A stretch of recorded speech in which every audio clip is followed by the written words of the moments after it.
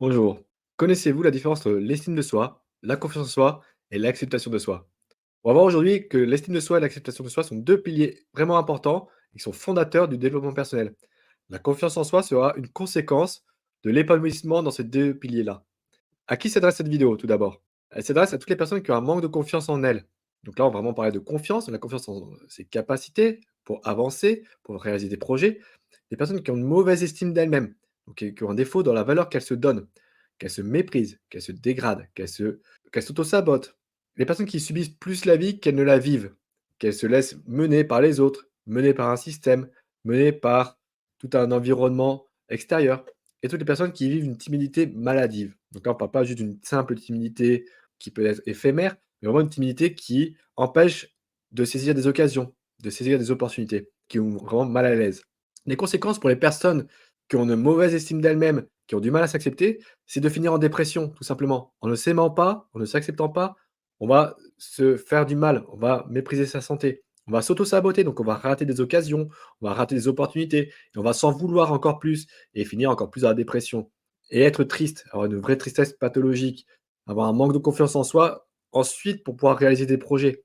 Moins on réalise et moins on a une bonne estime de soi, moins on a confiance en soi pour avancer. Et du coup, c'est un cercle vicieux et on s'enfonce. On a de plus en plus peur et on sombre dans l'inaction, dans le manque de dynamisme. On devient un mort-vivant. On baigne dans le doute sur ses capacités, dans le doute sur l'avenir, dans le doute sur est-ce qu'on peut aller plus loin, dans le doute aussi envers les autres. Et on sombre dans l'anxiété et l'angoisse au quotidien. Est-ce que ça vous parle? Donc on va voir ici 3 étapes pour développer ces piliers fondateurs que sont l'estime de soi et l'acceptation de soi, qui sont la définition de l'estime de soi, pour la comprendre, comment on travaille dessus et ensuite comment aller plus loin avec l'acceptation de soi. Qu'est-ce que l'estime de soi? On va voir la définition et ensuite les origines. D'où vient l'estime de soi? À ne pas confondre avec la confiance en soi, je rappelle. Donc c'est une valeur intrinsèque, c'est la valeur qu'on se donne à nous. C'est combien vaut l'or qu'on a? Il y a certaines populations dans le monde, dans le passé, qui ne donnaient pas la valeur à l'or qu'on lui accorde nous actuellement. Donc ça dépend aussi des perceptions. Mais quelle est la valeur que vous percevez de vous? Est-ce que vous êtes une personne de valeur ou pas? Si vous estimez que vous n'êtes pas une personne de valeur, pourquoi vous avez ce jugement-là sur vous? Mais l'estime de soi, c'est vraiment la valeur que vous avez en vous, intrinsèquement, et que vous allez pouvoir faire rayonner. Si déjà il n'y a pas de valeur en vous, comment voulez-vous rayonner quelque chose et qu'on vous estime derrière? Il y a plusieurs composantes interconnectées qu'on va voir juste après, justement, qui vont définir cette valeur. Et c'est assez complexe, justement, cette interconnexion. On peut avoir une haute et une basse estime de soi. Et attention à la fausse haute estime de soi. Donc la haute estime de soi, c'est qu'on arrive à se donner une valeur juste. On rayonne quelque chose de précieux, quelque chose de riche. On est riche et on accepte cette richesse.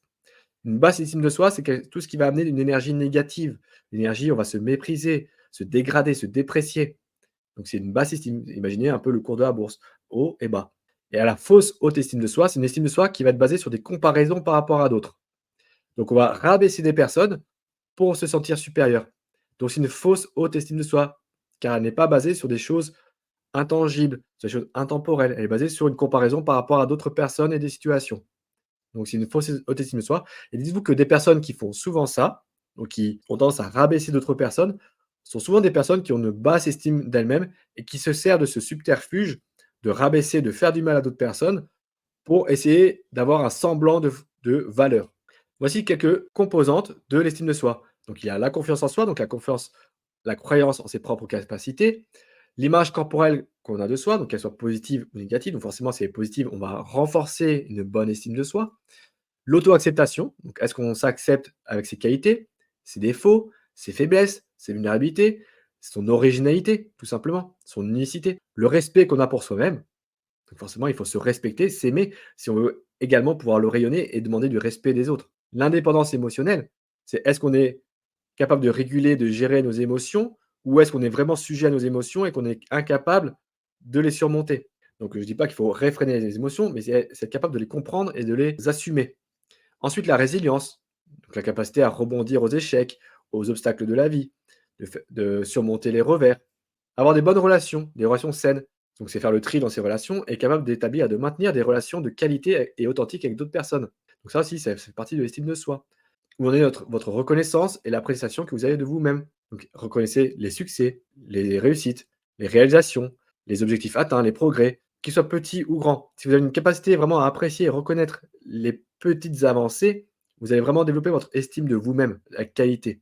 Et enfin, l'affirmation de soi, c'est la capacité à exprimer vos idées, vos émotions, à les représenter, à les faire valoir de manière assertive et également respectueuse. C'est que vous n'êtes pas obligé de rentrer en conflit avec des personnes, vous êtes capable d'exprimer vos idées, vos émotions sans être agressif. Quelles sont les origines de l'estime de soi? Donc ça, on peut remonter très, très loin. Donc les personnes qui souffrent d'une mésestime actuellement, il faut remonter jusqu'à l'enfance, l'adolescence ou des périodes clés de la vie. Tout se construit là, car ce sont les critiques, souvent, les critiques ou les encouragements qui vont faire qu'on a une bonne ou une mauvaise estime de soi. Alors attention, les parents qui vont enjoliver ou surestimer les actions de l'enfant, attention au revers de la médaille. Ça peut être des personnes qui vont après avoir tendance à avoir une fausse haute estime de soi, car elles vont jouer sur la comparaison.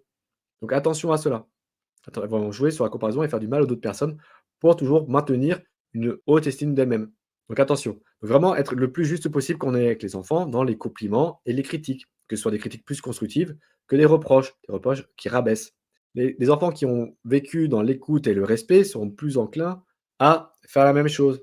Et du coup, ça va développer une meilleure écoute d'elles-mêmes, un meilleur respect d'elles-mêmes, pour ensuite, vers l'extérieur, avoir une meilleure écoute et un meilleur respect.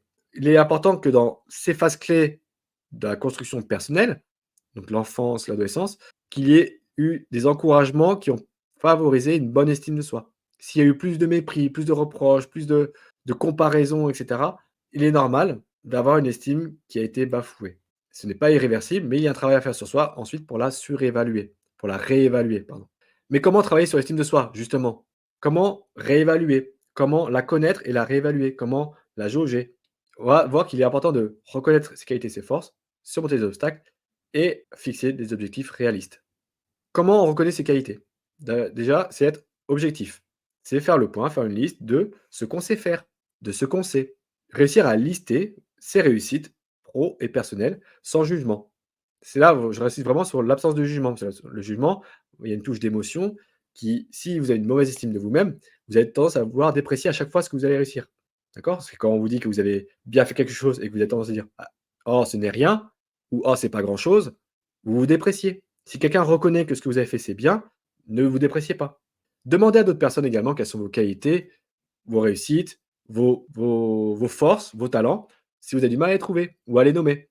Et il existe également un test, le test de Clifton Strengths, qui permet vraiment de faire la liste de ses qualités, de ses forces et dans les différents domaines. Est-ce qu'on est plus un leader? Est-ce qu'on est plus quelqu'un qui a de l'idée, de la réalisation, et cetera? Et ensuite, pour travailler l'estime de soi, il faut surmonter les obstacles. Donc travaillez sur vos croyances limitantes, sur vos conditionnements, sur tout ce qui vous empêche finalement de vous épanouir, ce qui vous emprisonne. Les pensées négatives que vous avez sur vous-même et sur l'environnement. Je rappelle que les pensées conduisent aux sentiments, qui conduisent aux actions et du coup amènent un résultat. Donc si vous partez d'une pensée négative, ne vous attendez pas à avoir un résultat positif. Donc travaillez sur vos pensées, pensées que vous avez de vous-même. C'est un travail vraiment à faire en profondeur. Travaillez des affirmations plutôt que les autosabotages. Plutôt que de dire: «Je ne peux pas faire ça», dites: «Je vais essayer de le faire» ou même: «Je vais le faire». Et vous verrez que l'énergie n'est pas la même quand vous dites la chose. Le ressenti que vous avez, c'est pas le même. Donc travaillez des affirmations plutôt que des autosabotages. Quand vous avez tendance à dire: «Je ne peux pas, je ne veux pas, je ne sais pas», changez ces affirmations, changez ces phrases et transformez-les de façon positive et vous verrez que ce sera autre chose pour vous.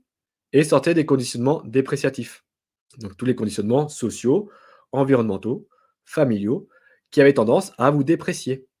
Si ce sont des relations que vous devez éliminer de votre vie, supprimez ces relations, coupez les ponts et ressentez les choses. Et enfin, fixez-vous des objectifs réalistes. On reprend l'acronyme SMART, donc spécifique, mesurable, atteignable, réaliste, réalisable et temporel. Il faut qu'il y ait ces 5 piliers-là pour qu'on puisse avancer. Commencez petit pour avancer. N'attendez pas de faire un gros plan d'action parfait que vous ne ferez jamais, du coup vous n'avancerez jamais et vous allez attendre et voir les autres passer. Commencez petit à petit, un pas après l'autre. Un pas, ça peut être un petit pas ou ça peut être un grand pas, mais avancez toujours. Toujours avec l'affirmation positive de: «Je vais essayer, je vais faire». Le but, c'est que plus vous atteignez vos objectifs et les étapes intermédiaires, cela va renforcer l'estime que vous avez de vous-même. Cela va renforcer votre démarche de réévaluation de l'estime de vous-même. Donc ne négligez pas chaque réussite, chaque chose que vous faites dans la journée. À la fin de la journée, faites un petit point de ce que vous avez fait, de ce que vous avez réussi, de ce que vous avez accompli. Vous avez fini une journée, donc vous avez accompli forcément des choses. Et enfin, on va voir l'acceptation de soi. Donc autre pilier nécessaire au développement personnel, mais très important, avec 3 parties également de définition, les techniques pour s'accepter et comment vivre en harmonie avec soi-même. L'acceptation de soi, c'est réussir à accepter, accueillir les imperfections, les défauts, les vulnérabilités. Donc tout ce qui vous gêne en gros, bah, c'est réussir à l'accepter. Ça fait partie de vous, c'est votre carte d'identité, c'est votre personnalité. Ce n'est personne d'autre qui a ça. Ça peut ressembler avec d'autres personnes, mais ne cherchez pas à être une autre personne, comme on peut voir maintenant de plus en plus avec les réseaux sociaux et les filtres en plus qu'on a, à vouloir ressembler à un influenceur. Vous ne pourrez pas. Vous êtes vous-même. Donc profitez de votre richesse, de ce que vous avez, de ce que vous êtes, de ce que vous pouvez proposer, et c'est votre richesse qui va vous faire avoir des connexions authentiques avec les personnes. Vous êtes riche d'être vous-même. Donc acceptez votre richesse, n'acceptez pas d'avoir le compte en banque de quelqu'un d'autre. Ce n'est pas vous qui l'avez fait, c'est pas vous qui l'avez fait fructifier, vous ne savez pas d'où ça vient. Acceptez d'avoir votre propre compte en banque et de faire fructifier votre propre richesse. Et quelles sont les techniques pour réussir à s'accepter? Forcément, c'est bien beau de dire: «Il faut s'accepter». Il existe plein de types de techniques telles que la méditation. La méditation centrée sur l'acceptation de soi. Donc avant de commencer la méditation, peut-être faites une liste de vos défauts et de vos forces, avoir une balance équilibrée. Et dans votre méditation, bah, songez à ces défauts et ces forces qui s'équilibrent, pour vraiment avoir cette énergie équilibrée. Travaillez également les carnets de gratitude. Tous les jours, écrivez 3, 5 phrases de gratitude par rapport à votre vie, votre existence. Vous remerciez la vie, ou vous remerciez vous-même, d'avoir, de beaux cheveux, d'être intelligent, de comprendre les choses, d'avoir du goût, et cetera. Tout peut être exemple de gratitude. Mettez en place des routines quotidiennes justement de méditation et de gratitude. Vous verrez que ça va vous mettre dans une énergie positive pour réussir à vous accepter et à vous affirmer. Affirmez-vous. Si vous avez des idées, vos idées ne sont pas plus bêtes que celles d'un autre. Elles sont riches de votre expérience, riches de votre unicité. Donc affirmez-vous. Dites ce que vous pensez et pourquoi. Tout cela va vous servir à vivre en harmonie avec vous-même. En connaissant vos forces et vos faiblesses, vous connaîtrez votre zone de génie et vos zones peut-être à éviter d'évoluer, ou les autres qui vont vous permettre d'établir des liens avec des personnes pour combler vos faiblesses. Affirmez-vous. Affirmez-vous dans vos idées, dans vos actions. Vous êtes riche, vous avez le droit de vivre autant qu'une autre personne, donc vous avez de la valeur autant qu'une autre personne. Donc affirmez-vous, ce que vous pouvez exprimer en émotion, en énergie, en parole, a autant de valeur que ce que peut faire une autre personne. Et si vous affirmez, vous serez en équilibre, ça va faire circuler l'énergie positive en vous. Et c'est ça aussi l'harmonie. Ayez de la gratitude pour ce que vous êtes et évitez les jugements. Les jugements sont des perceptions. Alors vous avez vos propres jugements, mais les jugements des autres, c'est la perception des autres. Donc si une personne vous dit quelque chose de négatif, c'est sa perception à elle. Ce n'est pas vous, ce n'est pas votre identité. Faites attention à ce piège des jugements et des perceptions. Ne prenez pas en profondeur lorsqu'on vous fait un jugement, une critique. C'est quelqu'un qui a une perception particulière de ce qu'elle a vu, de ce qu'elle a entendu, de ce qu'elle a ressenti.